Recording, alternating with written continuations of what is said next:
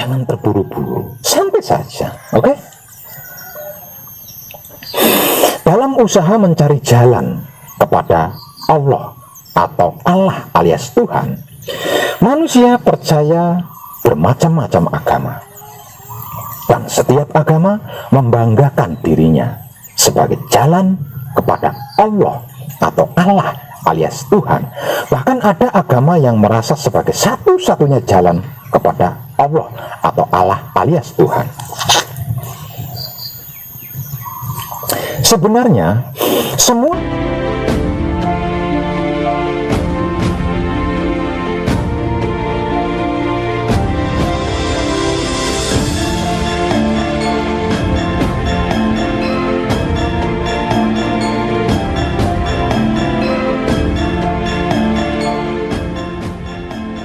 kami telah turunkan kepadamu Al-Quran dengan membawa kebenaran, membenarkan apa yang sebelumnya, yaitu kitab-kitab yang diturunkan sebelumnya, dan batu ujian terhadap kitab-kitab yang lain itu.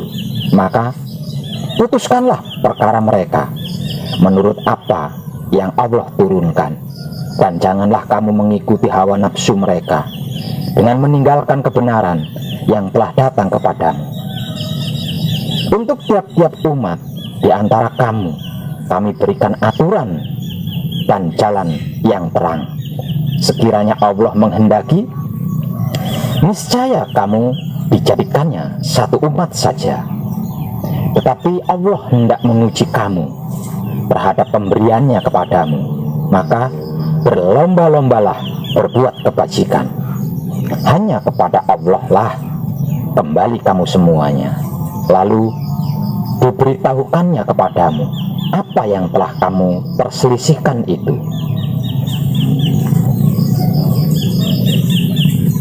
Begitulah terjemahan bebas dari Al-Quran surat Al-Maidah ayat 48.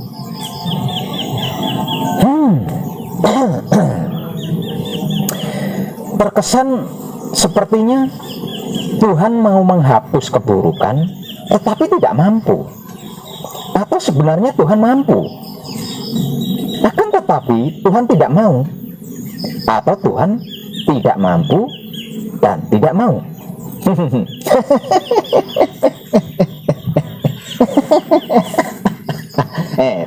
Tenang. Jikalau Tuhan mau tetapi tidak mampu, berarti Tuhan lemah. Jikalau Tuhan mampu akan tetapi tidak mau, berarti Tuhan jahat. Tetapi jikalau Tuhan mampu dan mau menghapuskan kejahatan, lantas bagaimana kejahatan itu ada di dunia ini?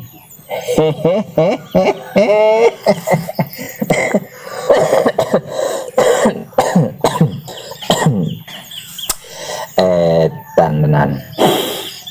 Pernahkah panjenengan merenung hingga sejauh dan sedalam tadi? Sejak zaman para sejarah kuno, manusia sudah dijadikan sesuatu yang dianggap representatif untuk disembah. Fitrah manusia senantiasa condong terhadap sesuatu di luar dirinya yang maha besar. Oleh karena itu, seiring perkembangan zaman, manusia mulai memikirkan Tuhan. Kepercayaan terhadap Tuhan diinstitusionalisasikan dengan agama. Pembicaraan berkenaan dengan Tuhan dan agama terus bergulir dan tidak henti-hentinya menuai kontroversi. Umat manusia senantiasa mencari jawaban mengenai eksistensi Tuhan. Dalam hal ini, paham yang menolak keberadaan Tuhan disebut sebagai ateisme. Paham tersebut menafikan aspek spiritualitas dari kehidupan ini. Itu merupakan konsekuensi logis dari penolakannya terhadap Tuhan. Hal tersebut tentunya berimplikasi pada penolakannya terhadap agama. Sementara itu, di era postmodernisme ini, manusia mulai menyadari kebutuhannya akan spiritualitas.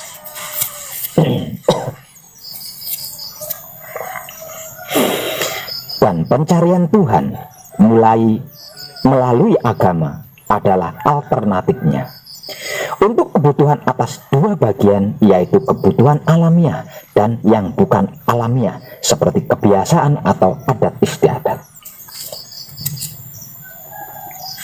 Kebutuhan-kebutuhan alamiah adalah hal-hal yang dibutuhkan oleh manusia sebagai manusia, dan sampai saat ini secara universal belum dapat diketahui rahasianya secara umum. Misalnya, keinginan manusia untuk mengetahui dan menyelidiki, untuk menjadi terkenal dan menjadi tampan atau cantik, keinginan untuk memiliki keluarga, dan lain sebagainya. Meskipun ia akan merasakan kelelahan dan kesulitan, namun ia tetap ingin memperolehnya dan berusaha untuk memenuhi keinginannya itu. Keinginan-keinginan dan kebutuhan-kebutuhan ini pada kenyataannya tetap ada dalam tabiat manusia. Adapun kebutuhan-kebutuhan yang bukan alamiah adalah kebiasaan-kebiasaan atau adat istiadat yang dilakukan oleh kebanyakan manusia, tetapi mereka memiliki kemampuan untuk melepaskan diri darinya atau menggantikannya dengan yang lain, seperti kebiasaan merokok, minum teh, minum kopi, minum alkohol, atau narkoba.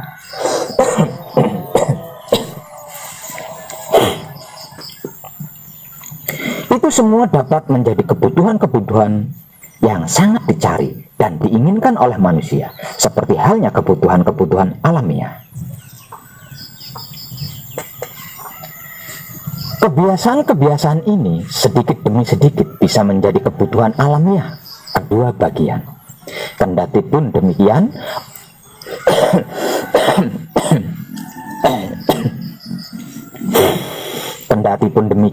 manusia masih tetap mampu meninggalkan atau melepaskan diri darinya, ataupun mendidik generasi mendatang untuk tidak memikirkan hal-hal tersebut. Berbeda dengan dorongan-dorongan dan keinginan-keinginan alamiah, manusia tidak akan dapat menghindar atau meninggalkannya. Dengan melihat pandangan mengenai dua jenis kebutuhan manusia ini, mungkin untuk saat ini kita bisa memasukkan agama sebagai kebutuhan alamiah manusia. Walaupun demikian, saya tidak hanya akan membahas kebutuhan manusia akan agama berdasarkan masing-masing individu manusia yang bersangkutan. Akan tetapi, saya menempatkan manusia sebagai suatu kelompok masyarakat sosial yang bukan tidak mungkin kebutuhannya akan agama akan menjadi berbeda ketika manusia saling berinteraksi dan saling mempengaruhi dan dipengaruhi baik oleh sesama manusia itu sendiri maupun oleh lingkungan sekitarnya.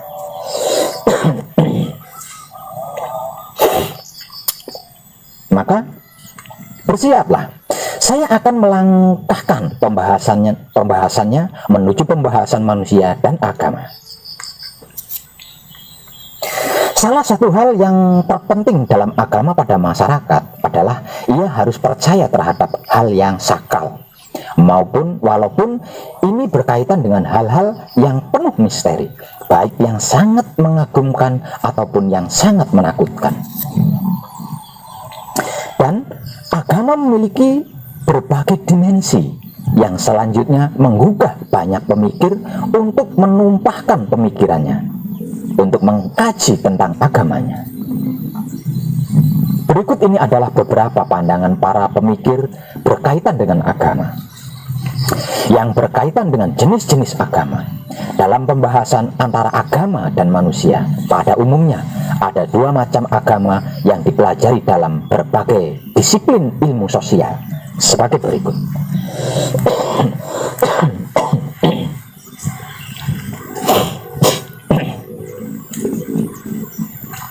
Yang ke satu, agama alam, atau sering juga disebut-sebut agama suku bangsa primitif. Ada berbagai sebutan yang diberikan kepada agama tersebut sesuai dengan kepercayaannya, seperti animisme, dinamisme, politeisme, dan lain-lain sebagainya.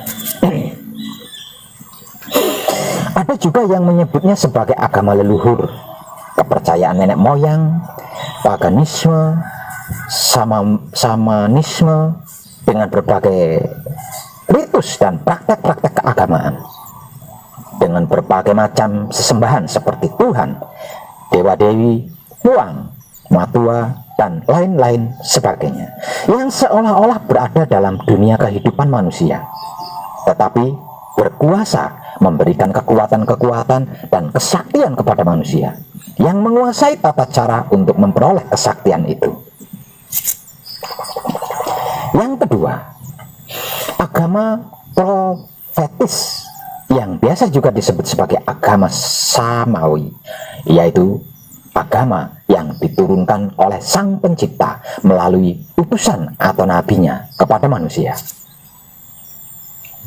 Agama yang tergolong jenis ini antara lain adalah agama Yahudi, agama Islam, dan lain-lain sebagainya. Sang Maha Mencipta berkuasa atas makhluknya dan berada di luar makhluk, serta menentukan sendiri kehendaknya tanpa bergantung kepada makhluknya. Selain itu, berkaitan dengan evolusi agama, menurut pengetahuan saya, ada 3 ciri dasar kehidupan beragama, yaitu sebagai berikut.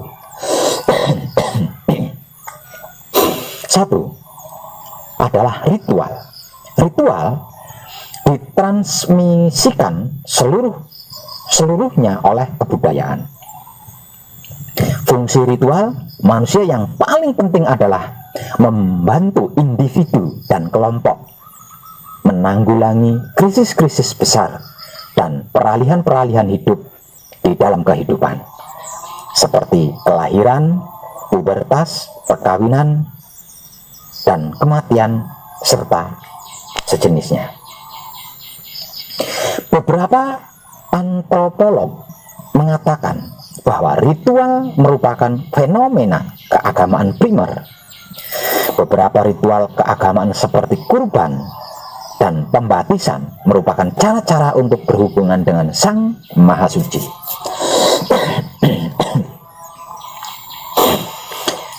Ritual bisa dipahami sebagai sarana berkomunikasi dengan Tuhan, untuk menghapus rasa bersalah, untuk merayakan dan mengucapkan rasa syukur dan terima kasih, atau untuk mengungkapkan kesedihan dan kehilangan serta kebahagiaan. Kedua adalah mitos. Salah satu keunikan manusia ialah kebutuhannya akan suatu dunia yang bermakna. Mitos atau kisah suci dianggap mengejawantahkan beberapa aspek tatanan kosmik tersebut. Mitos memberikan manusia suatu cara pemahaman tentang diri sendiri dan tentang penataan pengalaman mereka. Mitos menyediakan pola-pola untuk tindakan manusia dan tuntutan untuk hidup dalam keselarasan dengan tatanan kosmik. Kisah-kisah mitos tersebut dikaitkan dengan pengalaman yang kudus atau suci, dan mereka menunjuk pada suatu daya penyelamatan dalam kehidupan manusia. Kisah-kisah tersebut dapat mengacu pada berbagai hal, misalnya berkaitan dengan asal-usul dunia atau umat manusia, penyebab-penyebab penderitaan, kematian, dan kelahiran kembali, serta peristiwa-peristiwa atau orang-orang khusus dalam ingatan suatu komunitas. Mediasi-mediasi simbolik semacam itu membantu orang untuk mampu memberikan tanggapan baik terhadap situasi ketertekanan dan krisis maupun individu dan sosial, dan dengan demikian dapat membantu proses adaptasi dan stabilitas sosial. Yang ketiga adalah pengalaman beragama. Sejarah evolusioner telah mematri sirkuit jaringan saraf otak manusia dengan pengalaman beragama. Agama memenuhi satu kebutuhan dasar manusia, yaitu kebutuhan untuk mengarahkan diri dalam kerangka makna yang lebih luas, yang bisa diperoleh dalam melalui pengalaman akan kesatuan segala sesuatu dan juga dalam mitos kosmik.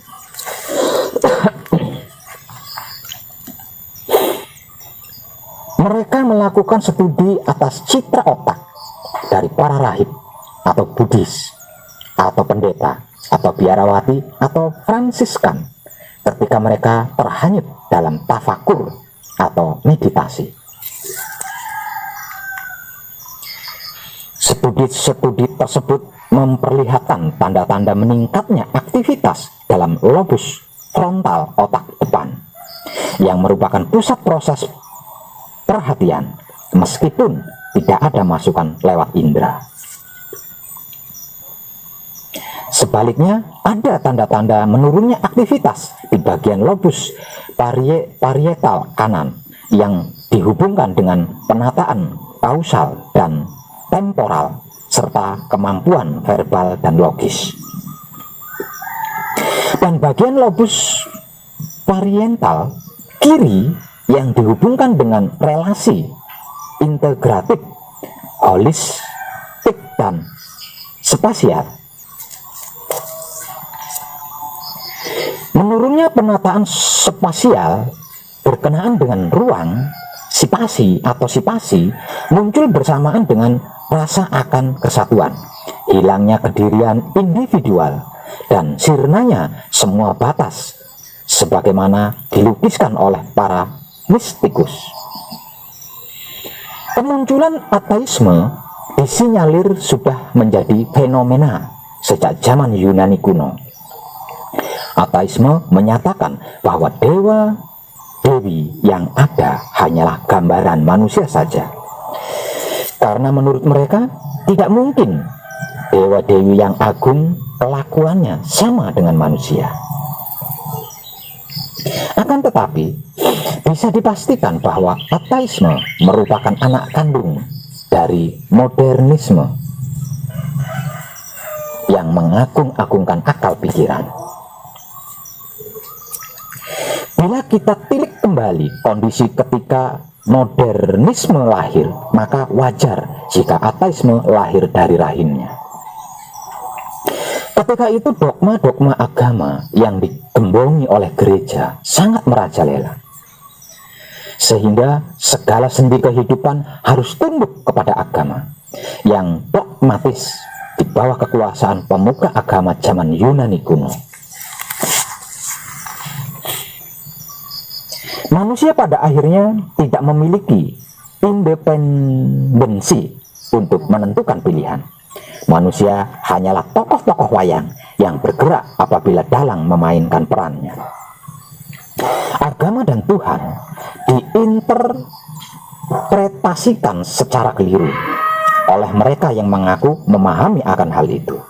Oleh karena itu, meletuslah kekecewaan yang mendalam dari masyarakat terhadap dominasi gereja yang melahirkan gerakan reformasi Protestan. Gerakan ini merupakan salah satu pemicu kemunculan modernisme yang pada perkembangannya menelurkan subjektivisme yang percaya pada pemikiran sendiri. Paham tersebut mengantar manusia memiliki kebebasan dalam menafsirkan kitab suci. Akan tetapi, satu sisi modernisme yang memberikan ruang pada akal sebagai pengambil keputusan paripurna dalam kehidupan manusia, memberikan tempat bagi tumbuh suburnya ateisme yang menafikan eksistensi Tuhan. Salah satu faktor merebaknya ateisme adalah perkembangan ilmu pengetahuan yang terbatas pada realitas fisik. Pada awalnya Tuhan dianggap sebagai pengatur alam semesta, akan tetapi penemuan-penemuan ilmu pengetahuan dalam mengindikasikan bahwa alam semesta berjalan sesuai dengan hukum-hukum alam, maka Tuhan tidak dibutuhkan lagi keberadaannya. Ateisme sendiri beragam jenisnya, di antaranya adalah ateisme praktis dan ateisme teoritis. Ateisme praktis atau dikenal juga dengan apateisme, individu hidup tanpa Tuhan. Menurut pandangan ini, keberadaan Tuhan tidaklah disangkal, namun dapat dianggap sebagai tidak penting dan tidak berguna. Tuhan tidaklah memberikan kita tujuan hidup ataupun mempengaruhi kehidupan sehari-hari kita. Salah satu bentuk ateisme praktis dengan implikasinya dalam komunitas ilmiah adalah naturalisme metodologis, yaitu pengambilan asumsi naturalisme filosofis dalam metode ilmiah yang tidak diucapkan dengan ataupun tanpa secara penuh menerima atau mempercayainya.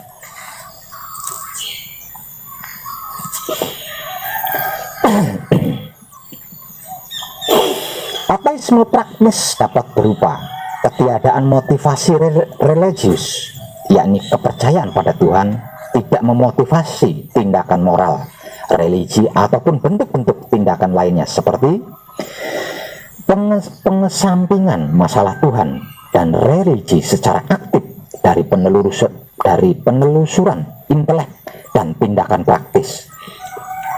Pengabaian, yakni ketiadaan ketertarikan apapun pada permasalahan Tuhan dan agama, dan ketidaktahuan akan konsep Tuhan dan dewa-dewi.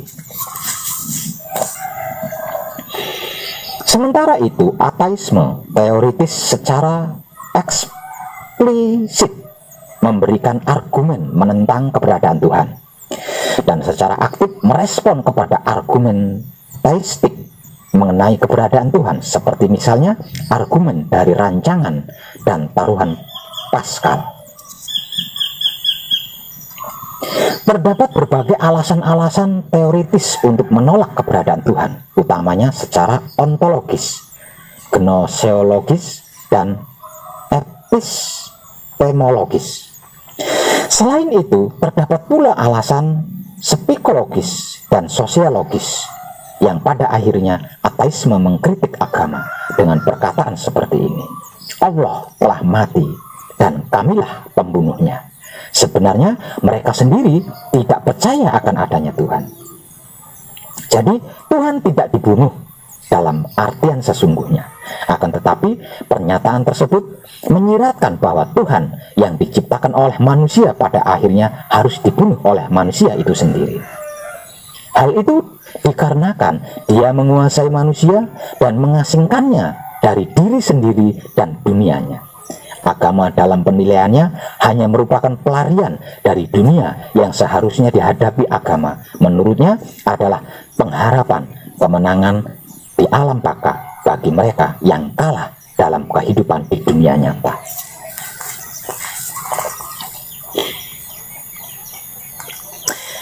Agama berkaitan erat dengan moralitas yang dicirikannya sebagai moralitas budak, seperti kerendahan hati, sikap rela menerima, kesediaan untuk tidak membalas, dan sebagainya. Maka dari itu, agama dan moralitasnya adalah sosok buruk yang membenarkan semua naluri dekaden, pelarian, dan kelelahan jiwa. Oleh karena itu, jika manusia mau jujur, ia pasti menolak kepercayaan akan Allah atau Allah.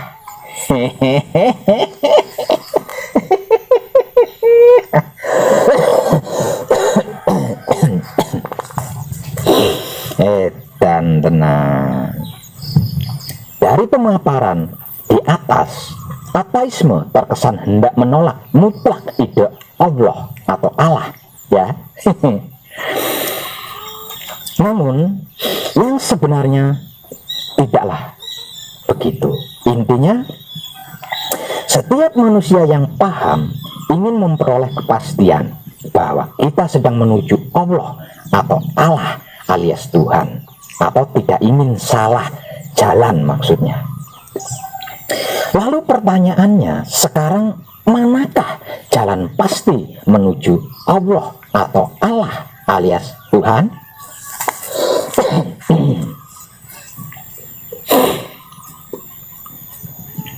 Benarkah agama-agama itu adalah jalan menuju Allah atau Allah alias Tuhan? Sabar, jangan terburu-buru, santai saja, oke? Dalam usaha mencari jalan kepada Allah atau Allah alias Tuhan, manusia percaya bermacam-macam agama, dan setiap agama membanggakan dirinya sebagai jalan kepada Allah atau Allah alias Tuhan.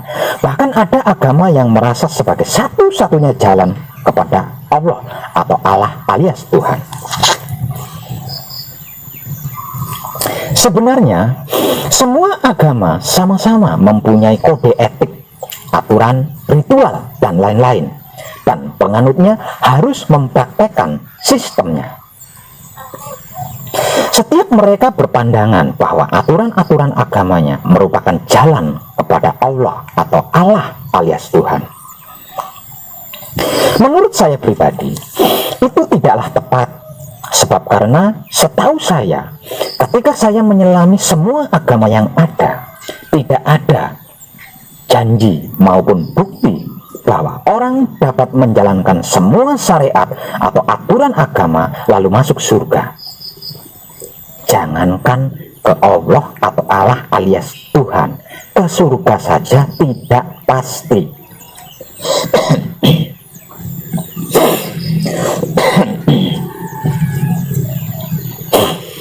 Kita semua berdosa kepada Allah atau Allah alias Tuhan. Ketaatan kita kepada Allah atau Allah alias Tuhan tidaklah sempurna. Sedangkan Allah atau Allah alias Tuhan adalah maha suci yang tidak bisa dicampuri dan tercampuri oleh apapun selain suci itu sendiri. Ayo. Agama menjelaskan Allah atau Allah alias Tuhan berada di surga. Jika seseorang ingin bertemu Allah atau Allah alias Tuhan, maka harus masuk surga. Jadi, kepastian masuk surga adalah bukti dan jaminan bertemu Allah atau Allah alias Tuhan di surga. Versi agama-agama. Sekarang pertanyaannya ialah, apakah agama-agama itu menjamin umatnya pasti masuk surga?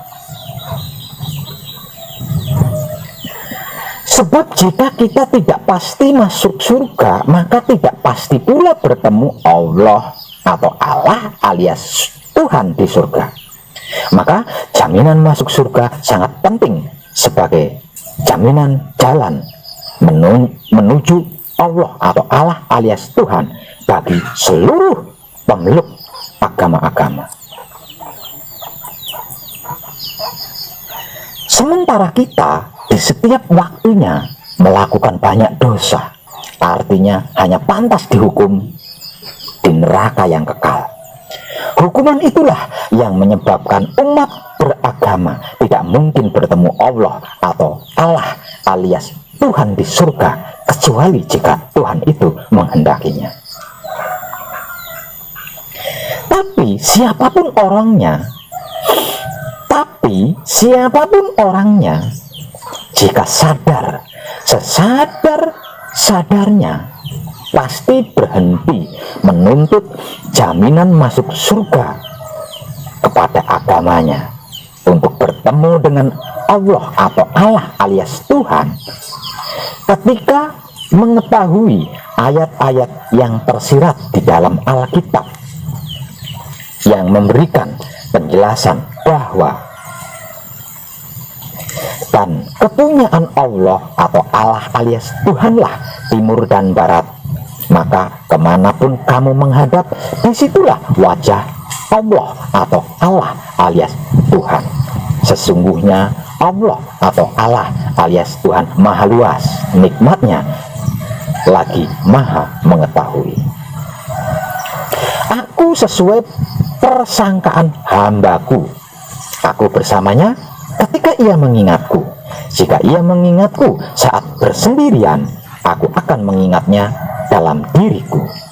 Jika ia mengingatku di suatu kumpulan, aku akan mengingatnya di kumpulan yang lebih baik daripada itu, yaitu kumpulan malaikat. Jika ia mendekat kepadaku sejengkal, aku mendekat kepadanya sehasta. Jika ia mendekat kepadaku sehasta, aku mendekat kepadanya sedepah. Jika ia datang kepadaku dengan berjalan biasa, maka aku mendatanginya dengan berjalan cepat. Ketahuilah, sesungguhnya di dalam tubuh manusia terdapat segumpal daging. Jika ia baik, seluruh tubuh baik. Jika ia rusak, rusak pula seluruh tubuh. Ketahuilah, segumpal daging itu ialah hati. Barang siapa yang mengenal dirinya akan mengenal Rabb-nya. Bacalah kitab yang kekal yang berada di dalam diri kalian sendiri. Manusia itu rahasiaku dan aku rahasia manusia. Allah atau Allah alias Tuhan itu batinnya manusia. Manusia adalah dohir kenyataannya Allah atau Allah alias Tuhan. Dan masih banyak lagi ayat-ayat lainnya yang tersurat di dalam kitab dan hadis, namun kita tidak mau mempelajarinya lebih dalam.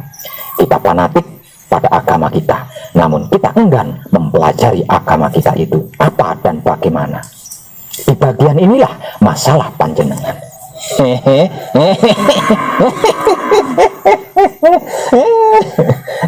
Tenan.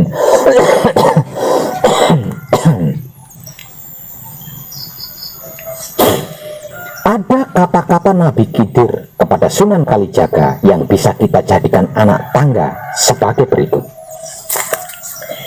Yen tanana sira iku ingsun tanana ngarani, mung sira ngarani ing wang. Ini tunggalan sireki. Iya ingsun iya sira tananira aran mami. Artinya, jika tidak ada engkau, maka siapa yang akan menyebut Allah atau Allah alias Tuhan? Karena adanya engkau, maka ada yang menyaksikan Allah atau Allah alias Tuhan. Jadilah manunggal. Ada engkau, maka ada Allah atau Allah alias Tuhan. Wujudmu itulah yang menunjukkan adanya zat Allah atau Allah alias Tuhan. Siji-siji, loro-loro, telu telonono. Siji sekti, loro dadi, telu pandito. Siji wahyu, loro berat prahino, telu rezeki. Gampang sekolah polahe, polah ingsun, ya polah sira, polah sangkan paraning dumati. Dalam tradisi agama-agama dunia, agama biasa dimaklumi sebagai jalan.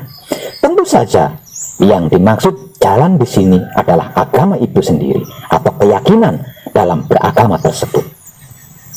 Hindu misalnya, meskipun menyebut agamanya sebagai sanatana dharma atau kebenaran abadi, tetapi ketika menyebut agama-agama lain, Bhagavad Gita menjelaskan bahwa jalan manapun ditempuh manusia ke arahku, semuanya kuterima.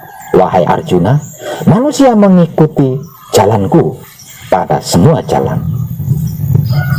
Siddhartha Gautama juga menyebut salah satu fungsi utama kehadiran Buddha adalah sebagai jalan tengah atau Majjhima Pati Pada. atau 8 ruas jalan utama atau mulia.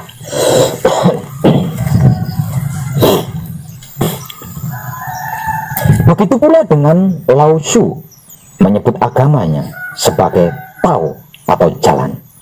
Ia mengajarkan bahwa manusia harus mencari taunya atau jalannya, dan implikasinya bahwa ia akan bahagia semakin ia menemukannya. Demikian pula dengan agama Kristen. Yesus secara eksplisit dalam Perjanjian Baru menyebutkan dirinya, "Akulah jalan, kebenaran dan kehidupan." Islam pun demikian. Terkadang Islam diartikan sebagai syariah, sabil, thariqah, mansya, syirat, yang mempunyai makna senada dengan jalan.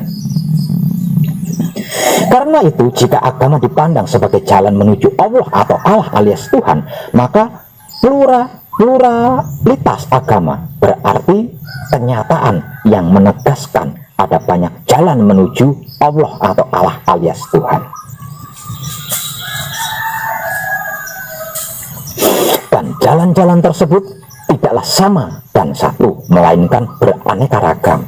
Dan jalan-jalan menuju Allah atau Allah alias Tuhan ini akan bertambah banyak bila kita menghitungnya dengan jalur-jalur setapak.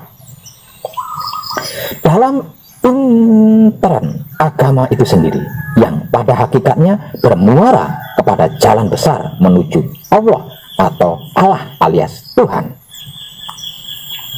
Dalam Islam sendiri ada banyak jalur-jalur setapak, mulai dari Sunni hingga Syiah, dan seluruhnya bermuara kepada jalan besar bernama Islam. Dan tentu saja di setiap jalan telah ada sang penunjuk jalan dengan pedomannya yang berbeda-beda. Namun jangan sampai lupa bahwa matahari senantiasa satu. Ia tak terbilang, tetapi sinarnya mencakupi seluruh semesta alam. Andai kata sinarnya memantul melalui kaca, niscaya tak akan merubah satunya matahari itu, meski pantulan sinarnya bisa beraneka warna. Nah, para kadang kinasiku sekalian, tentukanlah sejak awal kaki kita melangkah, jalan mana yang hendak dilewati, dan pastikan panjenengan benar-benar melaluinya dengan tepat. Kalau saya pribadi yang edan ini memilih jalan hidup, karena hidup adalah ruh Allah atau Allah alias Tuhan. Hidup adalah utusan Allah atau Allah alias Tuhan. Hanya dengan hiduplah saya bisa melalui jalan-jalan itu, sebab hidup adalah jalan, dan yang melalui jalan-jalan itu sendiri. Kalau panjenengan